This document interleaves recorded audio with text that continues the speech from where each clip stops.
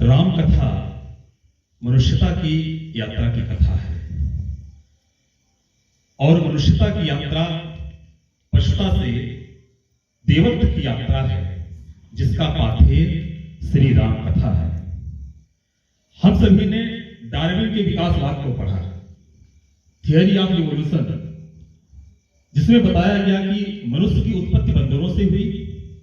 अरे इसके पूर्व यदि हम अपने पुराणों धर्म ग्रंथों पर निगाह डालें तो पता चलता है कि जीव की उत्पत्ति प्रकृति में सर्वप्रथम जल से हुई।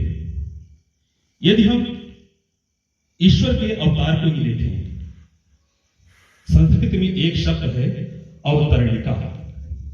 यहां पर विद्वान बैठे हुए हैं।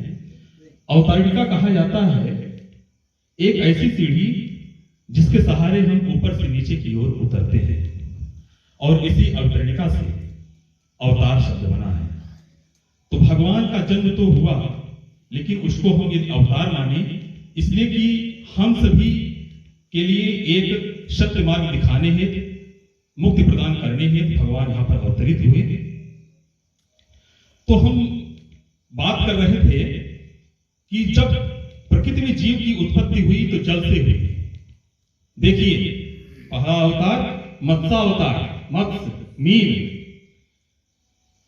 दूसरा अवतार उस जीव का हुआ जो जल में भी रह सकता है और थल में भी रह सकता है, कच्छप अवतार, कछुआ। स्वागत है। तीसरे अवतार की हम बात करें तो एक ऐसे जीव की है जो जल, थल और कीचड़ को भी बेच सकता है, वराह अवतार। वराह अवतार, ये देखिए किस तरह से क्रम विकासवाद हो रहा है जीव का। अगले अवतार की यदि हम बात करें तो यहां से मनुष्य का प्रादुर्भाव होता है, लेकिन एक ऐसा अवतार होता है कि वह आधा पशु होता है, आधा मनुष्य होता है। वह है नरसिंह अवतार, आधे पशु के रूप में और आधे मनुष्य के रूप में नरसिंह अवतार। फिर इसी अवतार के क्रम को आगे हम देखें तो अब मनुष्य बनने की बात आती है, लेकिन एक ऐसे मनुष्य का अवतार होता है जो पूरी तरह से मनुष्य के रूप में नहीं है, अभी उसकी हाइट छोटी है, वामन अवतार। इसके और आगे हम बढ़ते हैं तो मनुष्य के रूप में जब भगवान आए, लेकिन अभी पूर्ण मनुष्य नहीं, एक ऐसे अवतार के रूप में है जो क्रोधी है, जिन्हें अपने इंद्रियों में संयम नहीं है, परशुराम जी। और इसके बाद पूर्ण मनुष्य के रूप में मर्यादा को दिखाते हुए, बताते हुए मर्यादा पुरुषोत्तम श्री राम का अवतार हुआ। तालियां वालियां बजा सकते हैं, बिल्कुल बहुत अच्छा लगा। मैं राम कथा की बात कर रहा हूं। एक हमारे कविकुल के एक कवि हैं शमसी मिनाई। शमसी मिनाई की पंक्तियां हैं, मैं राम पर लिखूं मेरी हिम्मत नहीं है कुछ, मैं राम पर लिखूं मेरी हिम्मत नहीं है कुछ, तुलसी ने वाल्मीकि ने छोड़ा नहीं है कुछ। बहुत बहुत बहुत। फिर भी मैं राम कथा के इसी क्रम में कुछ पंक्तियां अर्पित करता हूं।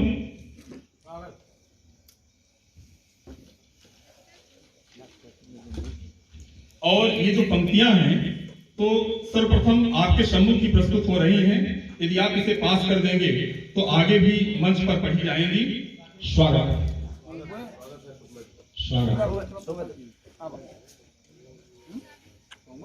जब जब घिरे अंधेरे गहरे, जग ने तुम्हें पुकारा राम। क्या बात। जब जब घिरे अंधेरे गहरे, जग ने तुम्हें पुकारा राम।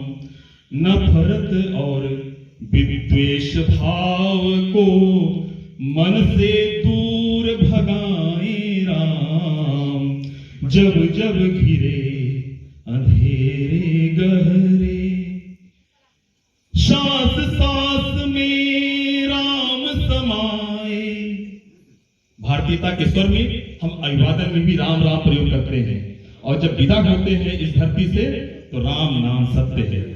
सांस सांस में राम समाए, क्या बात। भारत की आत्मा में छाए, सांस सांस में राम शमाए, भारत की आत्मा में छाए। बाबा साहब भीमराव अंबेडकर की जो हस्तलिखित प्रति है भारतीय संविधान, उसमें लिखा हुआ है ऊपर भारत का संविधान और नीचे राम दरबार का चित्र है। यह इस बात का प्रतीक है कि भारतीय संविधान में जो उल्लेखित है तो राम राज्य की परिकल्पना है और ये शब्द उद्देशिका में निहित है। उद्देशिका में लिखा हुआ है, सुमन जी स्वागत है। हम भारत के लोग भारत को एक संपूर्ण प्रभुत्व संपन्न समाजवादी पंथ निरपेक्ष लोकतंत्रात्मक गणराज्य बनाने के लिए तथा उसके समस्त नागरिकों को सामाजिक, आर्थिक, राजनीतिक, न्याय, विचार, अभिव्यक्ति, विश्वास, धर्म और उपासना की स्वतंत्रता, प्रतिष्ठा और अवसर की क्षमता प्राप्त कराने के लिए तथा सब उन सब में व्यक्ति की गरिमा और राष्ट्र की एकता और अखंडता को सुनिश्चित करने वाली बंधुता बढ़ाने के लिए दृढ़ संकल्पित होकर अपनी इस संविधान सभा में आज दिनांक 26 नवंबर 1949 ईस्वी मित मार्ग शीर्ष 2006 विक्रमी को एतद द्वारा इस संविधान को अंगीकृत, अधिनियमित और आत्मार्पित करते हैं। तब मैं बात कर रहा हूं, सांस सांस में राम शमाए, भारत की आत्मा में छाए, राम राज्य की पुण्य धरा पर उत्तम मानवता सिखलाए, जब जब घिरे अंधेरे गहरे। हमारी धरती कितनी पुण्य है, इसकी पुण्यता की बात करें, यहाँ का कंकर कंकर शंकर है और श्री राम इस धरती को चूमे हैं, भगवान इस धरा को चूमे हैं जहां हम सब बैठे हैं, अपने अधरों से चूमे हैं, यहाँ पर घुटनों के बल चले हैं और यहाँ के रज में उनका स्पर्श हुआ है।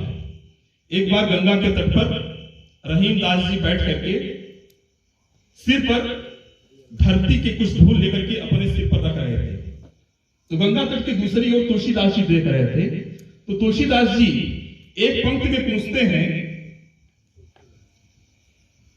धूल धरत निज शीश पर कह रहीम के काज, धूल धरत निज शीश पर कह रहीम के काज। तो रहीमदास जी बोलते हैं, जिन रज मुनि पत्नी तरी सो खोजत महाराज। जिन रज मुनि पत्नी तरी सो खोजत महाराज। ये पुण्य धरा है भारत की, राम राज्य की पुण्य धरा पर उत्तम मानवता सिखलाए। मैं बात कर रहा हूं भगवान श्री राम की, इच्छाक वंश की। इच्छ में होता है ईख, और ईख ऐसा पौधा होता है जिसका न कभी रस समाप्त होता है न कभी यश समाप्त होता है। दिलीप किसके वंशज है? गोवंशज, गो पालक। आज जैसे नहीं, आज देखिए पूरा हम देख रहे हैं कि किस तरह से हमारी गाय माता यहाँ पर घूम रही है, कोई पालने के लिए तैयार नहीं है। ये सबके समझ में बात आ रही है। और हम राम राज्य की बात कर रहे हैं, राम मंदिर का निर्माण कर रहे हैं, तो इस तरह से संकल्प कुछ करें कि जो राम राज्य के लिए परिकल्पित जो सूत्र हैं उसको आत्मसात करें, उसको अपनाएं। आगे की पंक्तियां हैं, प्यार समर्पण और त्याग का भाव सिखाते भगवन राम, यौवन धन संपत्ति प्रभुत्व के स्वामी हैं दशरथ के राम। दशरथ के राम ऐसे नहीं है। जब विश्वामित्र दशरथ के पास आते हैं राम को मांगने के लिए, दशरथ दुखी हो जाते हैं, बोलते हैं कि मुनि आप राम को मत ले जाइए, मुझसे उनसे अनन्य स्नेह है, प्रेम है, आप सेना ले जाइए हमारे। तो विश्वामित्र कहते हैं, यौवनम धनम संपत्ति प्रभुत्वम अविवेकता एकैकम अब अनर्थाय किम यथ चतुष्टयम। चार चीजें होती हैं, यौवन, धन, संपत्ति और प्रभुत्व। इसमें से एक भी कोई किसी के पास होता है तो वह अहंकारी हो जाता है, और अहंकारी होना अनर्थ का परिचायक है। किसी के पास यौवन है तो अहंकारी है, धन संपत्ति है तो अहंकारी है, प्रभुत्व है। तो विश्वामित्र दशरथ से बोलते हैं कि भगवान राम ये चारों हैं, फिर भी वे अहंकारी नहीं हैं, वे विनम्र हैं, इसलिए मैं राम को ले जाना चाहता हूं। स्वागत है। राम राज्य में क्या था आगे हम देखते हैं। क्षुधा प्यास के दुख से वंचित हर मानव हो मानव जैसा। क्षुधा प्यास के दुख से वंचित हर मानव हो मानव जैसा। देश राज्य में खुशहाली हो राजा हो श्री राम के जैसा। राम राज्य का शुभागमन हो पीड़ित कोई ना प्राणी हो। दैहिक दैविक भौतिक तापा राम राज नहीं काहू व्यापा। राम राज्य का शुभागमन हो पीड़ित कोई ना प्राणी हो। हियतम में उजियारा आए मंगल आकांक्षा वाणी हो। जब जब घिरे अंधेरे गहरे जग ने तुम्हें पुकारा राम। जब जब जग में घिरे अंधेरे। बहुत बढ़िया, बहुत बढ़िया। मैं चाह रहा था कि हमारे जो कवि दूर दूर से आए हैं तो उनको सुनने का सौभाग्य मिले। तो फिर भी यदि विकट जी कह रहे हैं तो एक प्रेरणा गीत प्रस्तुत कर देता हूँ। इसे बहुत जल्दी प्रस्तुत करूंगा। कर्तव्य की गुंजायमान जब मेरे कर्ण स्पर्श होगी ऐसे धन पर जाकर। भाई यह मंच नहीं है जाली का, यह मंच नहीं कोतवाली का। मेरे सुधी सुभग श्रोताओं, यह मंच है केवल ताली का। एक बार जोरदार ताली बजाकर चलिए एक प्रेरणा गीत है। अभी मैं राम कथा की बात कर रहा था। एक प्रेरित होते हैं कुछ पंक्तियों से। बढ़ चले हैं पग डगर पर ले नए संकल्प प्यारे।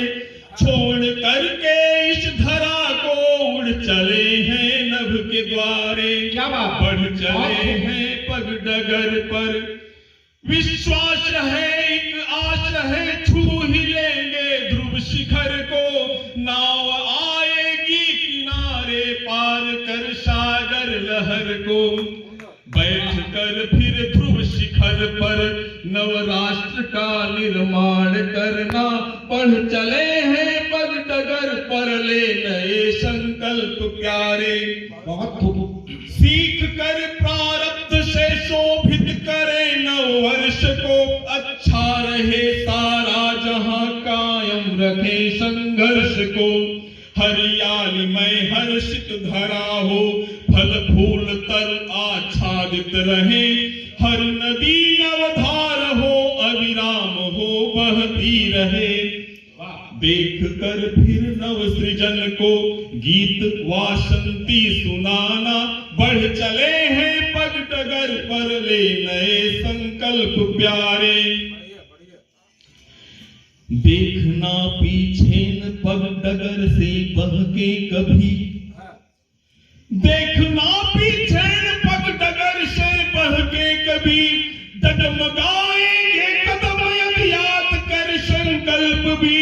लौटना संभव नहीं है बढ़ते जाना राह पर। क्यों नहीं मंजिल मिलेगी चल पड़े यदि राह पर। क्या बात। प्राप्त कर फिर लक्ष्य को अंतः हृदय से मुस्कुराना। बढ़ चले हैं पग डगर पर ले नए संकल्प प्यारे। बहुत बहुत बहुत बहुत धन्यवाद आदरणीय डॉक्टर साहब। आपके लिए दो पंक्ति। किसके तब से आप मिले हैं। किसके तब से आप मिले हैं कलियां चटकी फूल खिले हैं। किसके तब से आप मिले हैं कलियां चटकी फूल खिले हैं। माता पिता को नमन विकट है। माता पिता को नमन विकट है। कहाँ छिपे थे आज मिले हैं। कहाँ छिपे थे आज मिले हैं। जोरदार ताली बजा करके आदरणीय डॉक्टर साहब का बहुत बहुत स्वागत है।